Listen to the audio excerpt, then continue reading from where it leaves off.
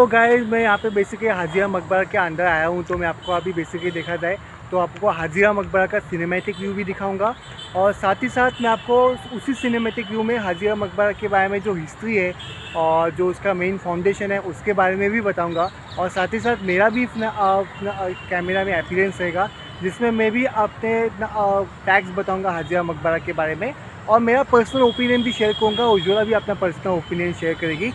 हाजिरा मकबरा की जो हिस्ट्री है वो बहुत ही पुरानी है। बेसिकली देखा जाए तो 15 सेंचुरी से है। मैं आपको यहाँ पे बता दूँ ये हाजिरा मकबरा जो है वो कुतुबुद्दीन मोहम्मद खान का था। कुतुबुद्दीन मोहम्मद खान अकबर बादशाह के फॉस्टर ब्रदर थे यानी कि सौतेले भाई थे। और कुतुबुद्दीन मोहम्मद खान गवर्नर थे गुजरात के और वो 3 बार गवर्नर बने गुजरात के फ्रॉम 1573 टू 1583 तक। लेकिन अनफॉर्चुनेटली देखा जाए तो 1583 को द कुतुबुद्दीन मोहम्मद खान को मार दिया गया मुजाफिर 3 से जो लास्ट सुल्तान थे गुजरात के। तो जिसकी वजह से फिर वो गुजरात के गवर्नर नहीं रह पाए। लेकिन मुग़ल लोगों ने इस जगह पे बहुत लंबे समय तक राज किया हुआ है। और बेसिकली देखा जाए तो 1573 से लेकर 1583 तक तो ये गवर्नर थे कुतुबुद्दीन मोहम्मद खान। और मुगल्स ने काफ़ी लंबे समय तक राज किया गुजरात पे। लेकिन फाइनली गुजरात को आज़ादी मिली फ्रॉम मुगल्स। और अभी ये हाजिरा मकबरा किसी भी किंग के अंदर बिल्कुल भी नहीं है। अभी ये हाजिरा मकबरा एब्सोल्युटली मैं आपको बताना चाहूँगा कि अभी ये हाजिरा मकबरा जो है ये गवर्नमेंट के अंदर है। और जिसके वजह से अभी यहाँ पे टूरिस्ट लोग यहाँ पे आ सकते हैं और इस प्रॉपर्टी को देख सकते हैं। सो ये मैंने आपको थोड़ा बहुत हिस्ट्री के बारे में बताया हुआ है हाजिरा मकबरा के बारे में। आप और ज़्यादा डिटेल में जानना चाहते हो तो आप इंटरनेट पे आप चेक कर सकते हो, गूगल पे आप चेक कर सकते हो। सो मैं अभी आपको इसका सिनेमैटिक व्यू दिखाऊंगा। ये ओवरऑल सिनेमैटिक व्यू है हाजिरा मकबरा के सराउंडिंग का। तो यहाँ पे प्लांटेशन के ऊपर बहुत ज़्यादा फोकस किया हुआ है। ये हाजिरा मकबरा है जो आप गौर से देख ही सकते हो।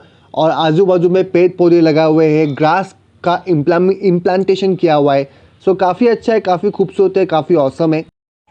गाइस यहाँ पे हाजिरा मकबरा का सबसे पहला फैक्ट ये है कि ये 1586 को बना था। तो यहाँ पे आप सोच सकते हो कि कितना पुराना है। आर्किटेक्चर की बात करके चलूँ तो इसका जो आर्किटेक्चर है ये एंटायर आर्किटेक्चर मुग़ल आर्किटेक्चर बनाया गया है। और मुग़ल आर्किटेक्चर को इंडो इस्लामिक आर्किटेक्चर भी कहते हैं। मैं अभी आपको एक्सप्लेन करने वाला हूँ what is exactly about Indo Islamic architecture. Indo Islamic architecture जो है वो कॉम्बिनेशन होता है पर्शियन आर्किटेक्चर का, अरेबिक आर्किटेक्चर का, टर्किश आर्किटेक्चर का और इंडियन आर्किटेक्चर का।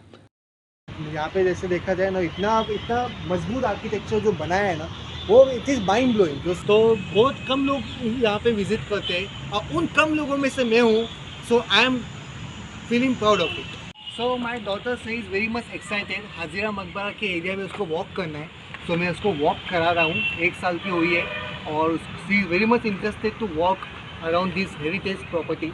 She is walking and she is very much happy. One of the happiest child जो हिस्टोरिक हेरिटेज को एक्सप्लोर कर रही है और बहुत ही ज़्यादा खुश है। और मुझे खुशी है कि मैंने अपनी बेटी को भी दिखाया है एक हेरिटेज, एक one of the most iconic historic heritage. My wife Ujjwala is also here with my daughter Sai. Hi Ujjwala. Hello. यहाँ पे मैं आपको बता दूँ कि यहाँ पे पूरा मुग़ल एम्पायर का राज चलता था। बेसिकली देखा जाए तो it was under the kingdom. और ये जो हाजिरा मकबरा है वो भी किंगडम के अंदर ही था, अकबर के बादशाह के अंदर था सब कुछ। और अभी तो किंगडम नहीं रहा है और अभी ये प्रॉपर्टी गवर्नमेंट की प्रॉपर्टी हो चुकी है। तो ये सब जर्नी के बारे में, ये सब हिस्टोरिक इवेंट्स के बारे में आपके क्या इंडिविजुअल विचार है, आपका क्या ओपिनियन है? मेरा ये मानना है कि पहले ये प्राइवेट प्रॉपर्टी थी। बिकॉज अगर जैसे बात करें कि यहाँ के जो किंग थे, हाँ, यहाँ के जो किंग थे उनका ही पूरा राज्य होता था। मे बी वो प्राइवेट प्रॉपर्टी किसी को देखने को ना मिले उस टाइम पे। बिकॉज इसे इतिहास हम लोग बोल सकते हैं। एज ए गवर्नमेंट की हिसाब वजह से हम लोग यहाँ पे ये प्रॉपर्टी देख पा रहे हैं। ओके जस्ट हमारे फ्यूचर में कुछ इसका लाइक यादें हम लोग बोल सकते हैं कि बहुत ही अच्छी एक यादें रहती है कि नई नई जगह पे नई नई चीज़ें सीखने को मिलती है हम लोगों को। ओके सो बेस्ट पॉइंट यही है कि गवर्नमेंट में चलो गवर्नमेंट के पास चले गए कोई इशू नहीं है। गवर्नमेंट ने यहाँ पे नो टिकट्स कुछ भी नहीं, कुछ जगहों पे यहाँ पे टिकट्स भी होती है कि चलो ये जगह देखने के लिए इतना पैसा लगाना पड़ता है, बट यहाँ पे कुछ भी नहीं, नो टिकट्स। और बहुत लाइक जगह इतनी बड़ी नहीं है बट अच्छा लग रहा है। यहाँ पे गार्डन है प्लस बहुत ही अच्छा यहाँ पे उन लोगों ने पूरा क्लीनिंग रखा हुआ है। Okay. सो बेस्ट पॉइंट है, कोई भी बड़ौदा में आता है सो ज़रूर यहाँ पे आइए। सो Okay. अच्छा लगेगा। Okay, thank you Ujjwala for giving your personal opinion.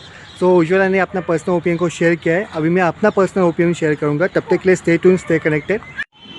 Sunny, being king versus being investor में आपका क्या ओपिनियन है? So being king versus being investor की बात करके चलूँ तो मैं आपको बता दूँ कि राजा के साथ क्या होता है ना, मैं आपको बता दूँ कि राजा का क्या है उनका पेशा और क्या है उनका ओवरऑल बिजनेस मॉडल। तो उनका ये होता है कि वो एक जगह को कैप्चर करता है युद्ध करके, फिर एक जगह की प्रॉपर्टी उसके पास होती है, दूसरी जगह की प्रॉपर्टी उसको मिल जाती है। लाइक वैसा वो दूसरे सिटी को भी कैप्चर करता है, उसमें भी वो युद्ध करता है, फिर युद्ध जीतता है तो दूसरी प्रॉपर्टी मिल जाती है। लेकिन फाइनली कभी ना कभी ऐसा होता है कि राजा के अगेंस्ट हार जाता है, एक जनरेशन जो होती है वो हार जाती है और जिसकी वजह से उसकी पूरी प्रॉपर्टी, पूरा हासिल किया हुआ साम्राज्य दूसरे राजा के पास चला आता है। तो that is one of the most negative factor of being king. मतलब शुरू में तो हमें लगता है कि ये बीइंग किंग में हमारे पास सब कुछ है, लेकिन एक जनरेशन के पास सब कुछ होता है तो दूसरे जनरेशन के पास कुछ भी नहीं होता। आप लाइव एग्जांपल देख सकते हैं कि अभी हाजिया मकबरा किसी भी किंग के अंडर नहीं है, गवर्नमेंट के अंडर है। वैसे बीइंग इन्वेस्टर देखा जाए तो अगर तुम इन्वेस्टर हो, तुम इन्वेस्टिंग प्रिंसिपल्स को जानते हो और तुम लोग रिसर्च करके इन्वेस्टमेंट करते हो, तो ये क्या है, ये बेसिकली एक स्किल है। ये स्किल सीखा जा सकता है और ये स्किल अगर तुम सीखते हो तो इसमें होता ये है कि तुम प्रॉफिटेबल बनते हो, तुम्हारी नेक्स्ट जनरेशन सीखती है, वो भी प्रॉफिटेबल बनती है। तो वो जो साम्राज्य है वो साम्राज्य हमारे पास हमेशा रहता है। So that is the thing. So मुझे तो यही लगता है being king versus being investor में being investor is always better than being king. So that's it. So I hope आपको आज का वीडियो अच्छा लगा होगा। Subscribe to my YouTube channel and share this video with your friends and family. तब तक के लिए गुड बाय।